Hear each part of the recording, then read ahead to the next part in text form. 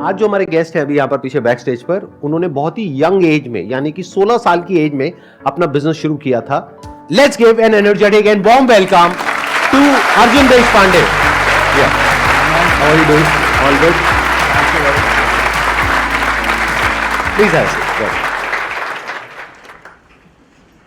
Thank you very much for having me here. और आपको मतलब देख के और मतलब बचपन से आपको देखता हुआ आया हूँ, और मतलब मैं कहता हूँ कि बहुत लोग बिजनेस बनाते हैं बट संदीप सर एंटरप्रेन्योर्स बनाते हैं। वो इंस्पिरेशन देते लोगों को, मतलब इंस्पिरेशन ग्रेट थिंग। बचपन से मतलब किस एज से, कब से देखते आए हो आप? मैं अराउंड मेरे एज ऑफ 14-13 से मैं दिखता हुआ आया हूँ। अच्छा, और 16 में आपने अपना बिजनेस शुरू किया? हाँ, बिजनेस शुरू किया था एक प्रॉब्लम देखने के बाद में। मतलब बिजनेस करने के लिए मैंने जेनरिक आधार की शुरुआत कभी नहीं की। एक बड़ा प्रॉब्लम सॉल्व करने के लिए, मतलब 130 करोड़ लोगों को आज की तारीख में जो प्रॉब्लम आ रहा है कि मेडिसिन से अफोर्डेबल होने चाहिए, तो वो जब मैंने देखा कि एक बुजुर्ग से अंकल थे 70 ईयर्स के, वो मेडिकल स्टोर ओनर को क्रेडिट के लिए रिक्वेस्ट कर रहे थे और वो मेडिकल स्टोर वाला कह रहा था कि मैं आपको क्रेडिट नहीं दे पाऊंगा, तो वो बहुत एक शॉकिंग चीज थी मेरे लिए। और उनके वाइफ को हुआ था कैंसर, तो मैंने उनको कहा कि आपके पास में पैसे नहीं है तो आप क्या करेंगे अभी? तो उन्होंने कहा तो मुझे ये मंथ का स्किप करना पड़ेगा, तो इवेंचुअली उनके वाइफ के हेल्थ के ऊपर असर होगा।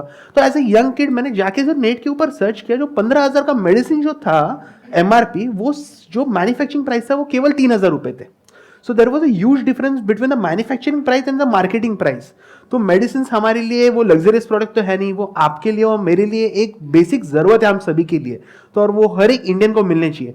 तो वहां से एक सिर्फ दिमाग में सोच आई, और अगर हम लोग को एक बार विचार आता है, एक सोच आती है, तो वो एज एन एंटरप्रेन्योर हमको वो एग्जीक्यूट करना। आइडिया तो हम सभी के पास में, but execution one of the important pillar हो गई है। ऑल ओवर इंडिया में कितने स्टोर्स खुल चुके हैं आपके? अभी 2000 प्लस फ्रेंचाइजीज हमारे पूरी इंडिया में स्टोर्स है एक्टिव। और हम लोग मतलब 150 प्लस सिटीज में, मतलब ना कि सर अर्बन एरियाज में बट छोटे छोटे गांवों में हम लोग आज प्रेजेंस बना रहे हैं। जेनरिक मेडिसिन क्या होती है और ब्रांडेड मेडिसिन क्या होती है, उसमें डिफरेंस पता है आप लोगों को? कितनों को पता है? एक बार हाथ ऊपर करो। 90% ऑफ द मेडिसिन हमारे देश में जनरिक ही है, बट हमारे इंडिया में MNC कंपनी जो है वो आके उसको ब्रांड कर देते हैं। मतलब 10 रुपीज का प्रोडक्ट आज मैं भी वही मैन्युफैक्चर से खरीदता हूँ, बट वो लोग भी 10 रुपीज में खरीदते, वो 1000 में बेचता है, मैं वही चीज 50 रुपए में बेचता हूँ। So this is the huge difference coming in to the market today. And इसके वजह से सीनियर सिटीजन, मतलब मैं आज जहां जहां पर जाता हूं, तो सीनियर सिटीजन जब सर के ऊपर हाथ रख के कहते हैं कि बेटा आपके वजह से हमारा 10,000 का बिल 2,000 का आया, तो एक 20 साल की उम्र में मुझे लगता है that is one of the important pillar what we all youngsters should work on. Excellent point, बहुत बढ़िया। तो जब 16 साल की एज में आपने अपने घर पे बात करी कि मैं ऐसा कुछ करने के बारे में सोच रहा हूं, तो आपका क्या बिजनेस बैकग्राउंड है, जॉब बैकग्राउंड है? नहीं, मेरे मतलब मम्मी जॉब बैकग्राउंड से आते हैं और पापा भी, मतलब उनका टूर्स एंड ट्रैवल्स का बिजनेस था। तो मैंने मतलब जब मैंने वेंचर की शुरुआत मैंने सोचा था कि ये चीज़ मुझे करनी है, तो अक्सर सी बात है कि हम लोग ने मतलब ऐसे यंग एज में ऐसा कुछ किया नहीं होता है कि वो लोग हमारे ऊपर इतना इसीलिए ट्रस्ट करें। तो एक विचार अच्छा था कि मैं ग्राउंड लेवल पे रिसर्च कर रहा था कि अभी तो मैंने प्रॉब्लम देखा कि 130 करोड़ लोगों को मेडिसिन जो है वो अफोर्डेबल रेट्स में चाहिए, बट पहुंचाऊंगा कैसे, कहां तक कैसे पहुंचाऊंगी? 130 करोड़ लोगों तक पहुंचना है तो करोड़ों की फंडिंग लगेगी, और मेरे पास में तो पैसे ही नहीं थे, क्योंकि एक अकेला सिर्फ एक विचार था मेरे पास में। तब मैंने क्या किया, मैं छोटे छोटे जो मेडिकल स्टोर थे हमारे आसपास के एरिया में, मैं उनके साथ में जाके कनेक्ट करने लगा। अराउंड 100-200 स्टोर्स के ऊपर मैंने विजिट किया, बट बहुत सारे लोग उतना ट्रस्ट नहीं कर रहे थे कि आप, मतलब वैसा मैंने कुछ किया है ना। मेरा पहला स्टोर जब एग्रीगेट हुआ, मैं फर्स्ट स्टोर, उस रात को मतलब मैंने उनके साथ में एग्रीमेंट साइन किया, और उसके बाद में मैंने जाके मम्मी पापा को बोला कि मैंने पहला स्टोर का एग्रीमेंट साइन करके मैं आया हूं और कल उसका इनॉग्रेशन है। तो फिर उन्होंने सपोर्ट किया, फिर वहां से फिर मम्मी पापा को कन्विंस किया। अच्छा, वेरी इंटरेस्टिंग। तो आपने पहले सीधा जा करके अपने घर वालों को नहीं बताया? नहीं बताया। या फादर मदर को कुछ हिंट तो दिया होगा जब आप इन स्टोर ओनर से बात करने गए थे? मैंने नहीं दिया। मैं उनको कहता था कि मतलब मैं मेरा तब क्या बोलते थे, मैं कहाँ जा रहा हूँ? मैं मतलब कॉलेज जा रहा हूँ, 11th-12 मेरा जस्ट 10th हो गया था, 11th-12 चल रहा था मेरा। तब मैं उनको कहता था कि मैं कॉलेज जा रहा हूँ, और उसके साइड में मतलब 2 व्हीलर तो था, तो मेडिकल टू मेडिकल विजिट करता था। जैसे हमारे बंक मारते थे स्कूल से? हाँ, तब मैं बंक मारता था और डायरेक्टली वहां पर जाता था। तो उनको बोलने की आपने अपना स्कूल कंप्लीट किया या नहीं किया? पढ़ाई पूरी करी या नहीं करी? 12th मैंने की, उसके बाद मैंने नहीं किया, क्योंकि मैं मानता हूँ कि एजुकेशन में आपसे बात करो, आप मुझसे बात करें, we are sharing education. Right. Degree is not just a method to gain something, और we can not prove just a degree for ourself. तो हम लोग जो नया करते हैं, तो that is mean a lot for me. तो अब मैं ये समझना चाहूंगा कि आप पहले गए 100-150 फार्मासिस्ट के पास में, जिसको इंडिया में हम केमिस्ट बोलते हैं, उनसे जाकर के मिले कि मैं आपके स्टोर को ब्रांडेड कर दूंगा, मैं ये कर दूंगा, मैं वो कर दूंगा, बट वो कहेगा कहां से करोगे, पहले दिखाओ तो सही। बराबर है, बहुत बड़ी क्योंकि बात तब तक आपका एक भी स्टोर नहीं है। था, एक भी स्टोर नहीं था।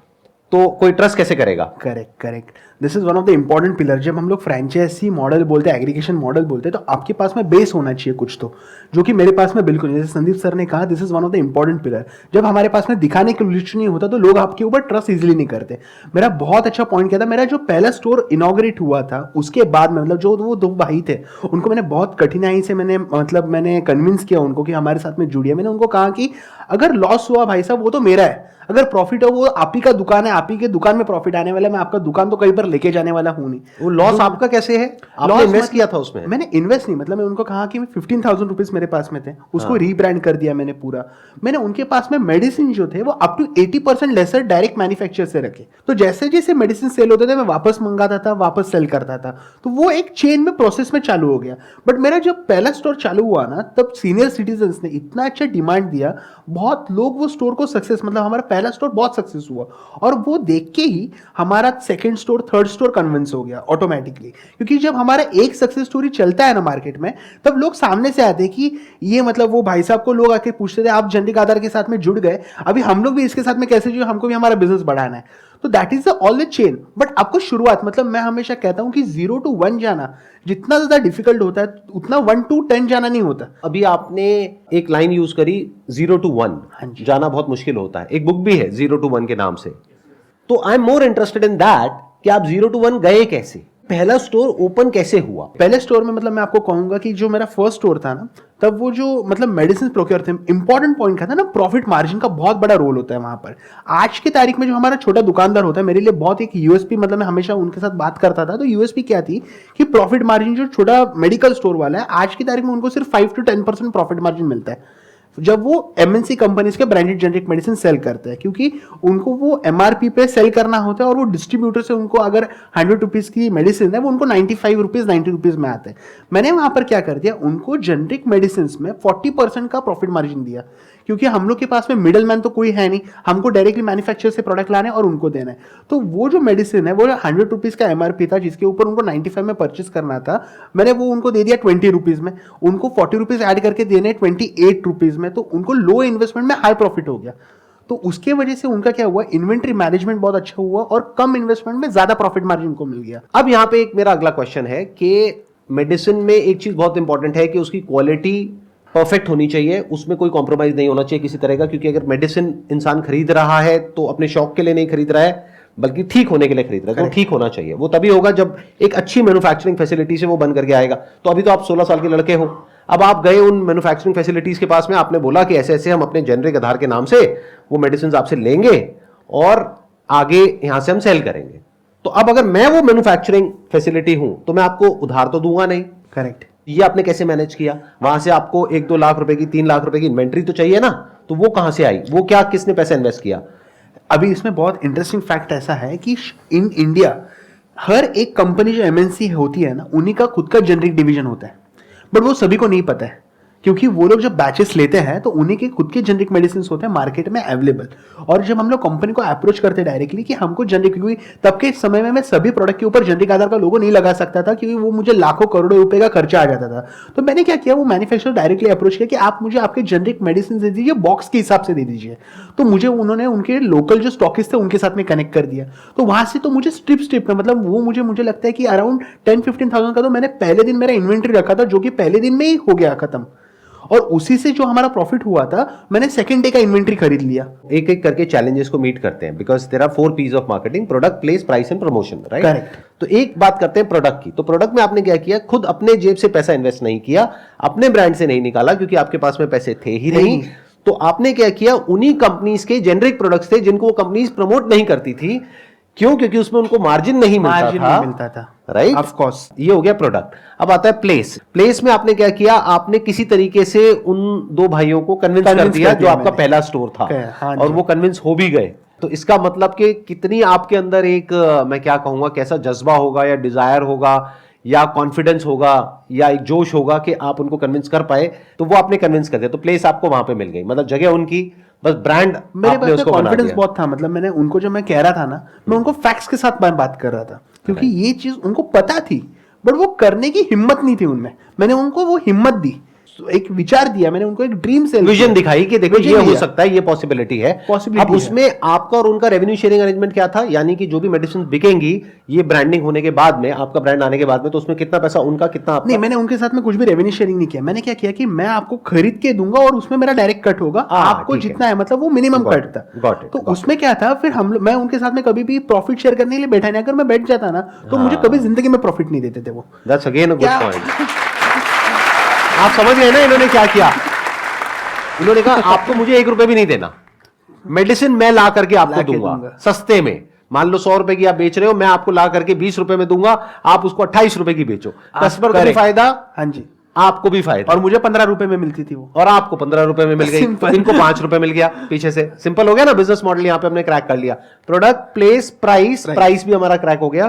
प्रमोशन, आपके स्टोर के बाहर लिखते हैं कि आपको 80% अफोर्डेबल मेडिसिन मिलेंगे, तो पूछेगा बहुत तो आकर लोग के। है ना, बहुत हाँ। तो लोग क्यूरियोसिटी से आ जाते हैं, राइट, ये क्या चीज है। हाँ। हमको अगर मतलब आप कोई भी चीज देखेंगे यहाँ पर सेल है, मतलब मेडिसिन ये सेल वगैरह नहीं है, इट इज अ नेसेसिटी। तो मैंने क्या लिखा था, मेडिसिन ट्रू प्राइस लिखा था, और उसकी वजह से पहले स्टोर के ऊपर पहले दिन हमारे पास में 25 से 30 लोग आ गए थे पूछने के लिए, और उसमें से कम 10 से 11 लोगों ने प्रोडक्ट भी खरीदे थे पहले दिन पे।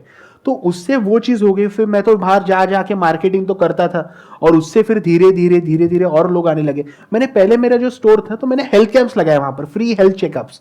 उसके वजह से डायबिटीज होने दीजिए, किडनी होने दीजिए, 4-5 टेस्ट थे जो 1000 रुपए तक के थे, मैंने वो 100 कस्टमर्स को फ्री ऑफ कॉस्ट कर दिए।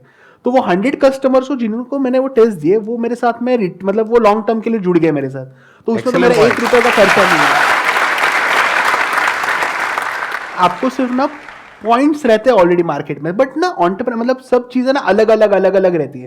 एंटरप्रेन्योरशिप हमको क्या रहती है पता है, आपको सब डॉट्स को ज्वाइन करना आना चाहिए। अगर आपको डॉट आपने ज्वाइन कर दिया, इसका डॉट यहां पर, इसका डॉट यहां पर, तो आप बिजनेस बना सकते हैं। ये देखिए, पैसा तो आज देश में हर कोई कमाता है, पैसा कमाना बहुत आसान है, बट एक प्रॉब्लम को सॉल्व करना वो बहुत डिफिकल्ट है। That to a big problem which is a genuine problem. हर कोई बिजनेस यही बोलता है कि मैं एक जेन्युइन प्रॉब्लम को सॉल्व कर रहा हूं। जो बर्गर बेच रहा है वो भी यही बोलता है कि मैं एक जेन्युइन प्रॉब्लम को सॉल्व कर रहा हूं। राइट, अब वो दुनिया जानती है, अब वो एक्चुअल में असलियत क्या है वो हम सबको पता है कि वो प्रॉब्लम सॉल्व हो रही है, प्रॉब्लम बढ़ रही है। Right, I must say it's very impressive जिस तरह से रतन टाटा जी ने आपके इसमें इन्वेस्ट किया और आपको सपोर्ट किया, उसके अलावा आपने इन्वेस्टमेंट रेस करी। तो एक स्टैंड पॉइंट से देखा जाए, दुनिया के स्टैंड पॉइंट से, तो you have achieve massive success at a young age because you are just 20 years old। Actual में जो रियल चैलेंज है वो अब आने वाला है आपको। क्यों आने वाला है उसके पीछे रीजन बता देता हूं। अब आप अपने ब्रांड के नाम से मेडिसिन दे रहे हैं, यानी कि जेनरिक आधार के नाम से वो मेडिसिन दे रहे हैं, जो आप पीछे उन्हीं कंपनी से बनवा रहे हैं, उन्हीं मैन्युफैक्चरिंग फैसिलिटीज से बनवा रहे हैं जहां से बड़ी बड़ी कंपनीज बनवाती है। करेक्ट, तो उसी क्वालिटी स्टैंडर्ड्स के अकॉर्डिंग। Right, yes. क्योंकि आपने इन्वेस्टमेंट रेस कर ली है, तो जो इन्वेस्टर्स है वो आपके ऊपर प्रेशर क्रिएट करेंगे अपना मार्जिन इंक्रीज करने के लिए। तो अब आप अपने आप को किस तरीके से रोकेंगे, that is a big question. ये बहुत बड़ी बात है। आपने जैसे कहा, मतलब मैंने अगर इन्वेस्टमेंट अगर रेज भी किया है तो वो मैंने सस्टेन होने के लिए नहीं किया है, एक्सपेंड होने के लिए किया है। तो मैंने जो इन्वेस्टर्स मतलब generic Aadhaar is from the day one, it's a profitable startup, it a profitable company. हम लोग आज तक एक भी रुपया बंद नहीं करते। आजकल हम लोग जो स्टार्टअप बबल देखते हैं तो हर एक कंपनी लॉसेस में है, बहुत सारी कंपनीज, उसके वजह से उनको इन्वेस्टर्स का प्रेशर आता है। बट जनरी का आधार हम लोग ने क्या किया, बहुत माइन्यूट से इक्विटी दिया, उसमें ज्यादा इक्विटी हम लोग ने दिया नहीं। इसकी वजह से we are not on the other side that we have to मतलब वो इन्वेस्टर प्रेशर के ऊपर रहना है, बिकॉज मेरा वो मेंटेलिटी नहीं है कि हम this is a cause we have to solve on. ये प्रॉफिट बढ़ाने के लिए चक्कर में हमको हमारा कॉज नहीं भूल जाना है। यहां तक की स्टोरी बहुत अच्छी है, और अभी क्या हो रहा है, अब आपको धीरे धीरे एक्नॉलेजमेंट भी मिल रहा है। अब आप इस प्लेटफॉर्म पे आए, और भी प्लेटफॉर्म्स पे आप जा रहे हैं, और भी लोगों से मिल रहे हैं, धीरे धीरे सोशल मीडिया पे भी आपके बारे में बात हो रही है। तो अब क्या होगा कि जब सक्सेस मिलती है और सक्सेस के साथ में फेम मिलता है, तो धीरे धीरे हमारी जो वैल्यूज हैं वो बैक सीट ले लेती है। ऐसा 99% लोगों के साथ मैंने होते हुए देखा है। तो मेरे स्टैंड पॉइंट से अगर देखा जाए तो आपका सबसे बड़ा दुश्मन कोई और नहीं होगा, आप खुद होगे, क्योंकि आपका जो माइंड है उसके अंदर desires, greed, envy, jealousy, anger, frustration सबके अंदर होता है। मेरे अंदर भी, आपके अंदर भी, हम सबके अंदर है। तो जब वो हावी होता है तो इंसान का दिमाग पलटने में 1 सेकंड लगता है। बराबर है। तो वो आज नहीं तो कल पलटेगा। तो आप कैसे रुक पाओगे अपनी वैल्यूज पे, क्योंकि अगर आप अपने ब्रांड से बेच रहे हो तो किसी को नहीं पता कि आपका मार्जिन क्या है। और अपने मार्जिन को बढ़ाना आपके लिए बाएं हाथ का खेल है। तो अब क्या होगा कि फ्यूचर में आप खुद धीरे धीरे आप देखोगे कि आप खुद एक फार्मा कंपनी बनते चले जाओगे। एक थॉट से, एक आइडिया से एक शुरुआत हुई थी। तो इसको प्रोटेक्ट करने के लिए what we need is we need a very strong commitment from your side. If you're not ready to give that kind of a commitment, that's absolutely fine, that's your call, but I'm putting you in a hard spot कि अगर इस platform पर आप एक commitment दे सको तो ये problem हमेशा के लिए सॉल्व हो जाएगी और लोगों की। यानी कि एक मेडिसिन का प्राइस होता है X, जितने में वो मार्केट में बिक रही है, उसको हम बोल सकते हैं एवरेज प्राइस। क्या ये आप कमिटमेंट दे सकते हो पब्लिक प्लेटफॉर्म पर लोगों को कि हम ये जो average price of branded medicine है उससे इतना परसेंट तो ऑफ होगा ही होगा? कमिटमेंट अभी भी मैं देता हूं और ऑलरेडी मैंने दे चुकी है 50% टू 50% के नीचे 49% भी नहीं, 50% के नीचे ही हम लोग डिस्काउंट तो फिक्स देने ही वाले हैं, 50 टू 80। और मैं आपको कहता हूं 70% मेडिसिन ऐसे जिसमें हम लोग 80% डिस्काउंट देते ही देते हैं।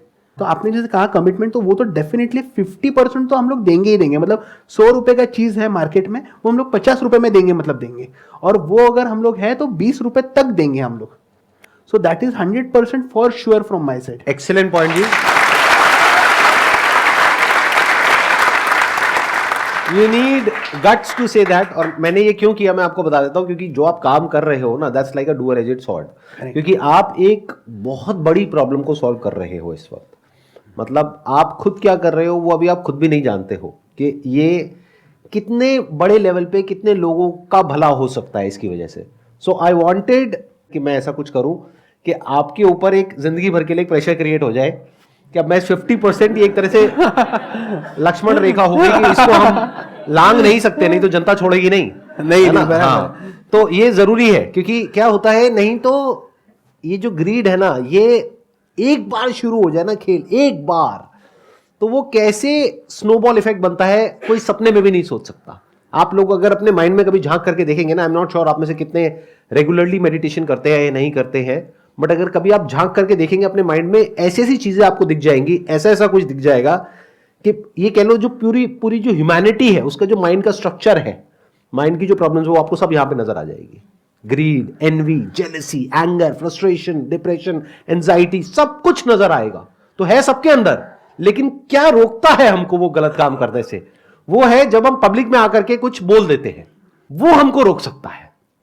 कुछ ऐसा बोल देना होगा, कुछ ऐसा कर देना होगा कि आप उससे पीछे ना हट सको। वही आज यहां पर हुआ है, जो इन्होंने बोल दिया है कि 50% टू 80% तो रहेगा ही। मतलब मिनिमम एक बेंचमार्क आ गया, 50% तो रहेगा ही। क्योंकि जिस दिन जेनरिक आधार के मान लो 10,000, 20,000, 50,000 स्टोर्स खुल गए पूरे इंडिया में, गली गली में दिख रहा है, और प्लस इनका खुद का एक इतना बड़ा ब्रांड बन गया, तो ये खुद एक फार्मा कंपनी से कम नहीं है as far as turnover is concern. इनकी टर्नओवर भी 10,000 करोड़, 20,000 करोड़ पहुंचने में टाइम थोड़ी ना लगेगा। तब ये अपने आप में एक बहुत बड़ी एक monopoly kind of a situation create कर देंगे, जहां पर के लोग ट्रस्ट करेंगे जेनरिक आधार के ऊपर। अब अगर उस वक्त इन्होंने अपने मार्जिन बढ़ाने शुरू कर दिए, ये पॉडकास्ट देखूंगा वापस, तो ये पॉडकास्ट आपको काम आएगा।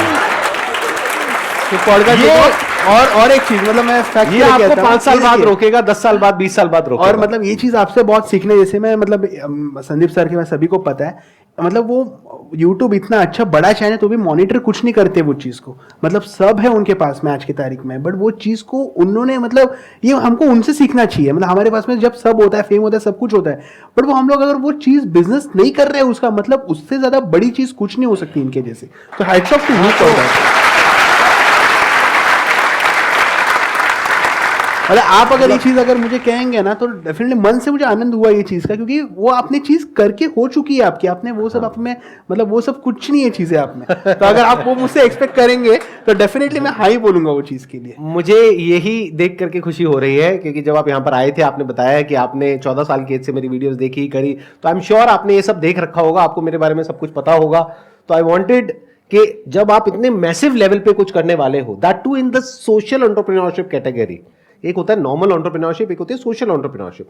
सोशल एंटरप्रेन्योरशिप का मतलब ये नहीं होता चैरिटी, मतलब होता है कि ये अपना पैसा भी कमाएंगे, लेकिन उस ग्रीड को अपने ऊपर हावी नहीं होने देंगे। वो जो कॉज है, यानी जो सोसाइटी का भला है, वो हमेशा फ्रंट में रहेगा, और जो प्रॉफिट है वो सेकेंडरी रहेगा। That is the idea. क्योंकि प्रॉफिट नहीं होगा तो ऑपरेट कैसे करेंगे, सस्टेन कैसे करेंगे? जैसे मैं ये जो काम कर रहा हूं, मैंने अपने लिए बड़े अच्छे से प्लान करके, जिसको फाइनेंशियल प्लानिंग बोलते हैं, एक स्ट्रक्चर बनाया हुआ है कि मुझे किसी तरह की कोई प्रॉब्लम नहीं है और होपफुली अगले 50 साल तक भी नहीं आने वाली है। मैंने इस तरीके से प्लानिंग कर रखी है, तो मुझे किसी के आगे हाथ नहीं फैलाना पड़ेगा कभी भी। करेक्ट। इस काम के लिए the problem with this work that I am doing is कि the moment I ask someone, चाहे वो ऑडियंस हो, चाहे वो कोई इंसान हो या कोई ऑर्गेनाइजेशन हो, उससे मैं बोलता हूं कि भाई मुझे पैसा दे दो ये काम करने के लिए, बराबर है। तो उनकी शर्तें आ जाएंगी। शर्तें आ जाएंगी। वो कहेंगे कि ठीक है हम देते हैं आपको 10 करोड़ रुपए, 20 करोड़ रुपए, बट अब आपको ये करना पड़ेगा, अब ये इलायची बेचनी पड़ेगी। तो इलायची मैं खाता ही नहीं, मैं इलायची क्यों बेचूं? आई डोंट लाइक इलायची।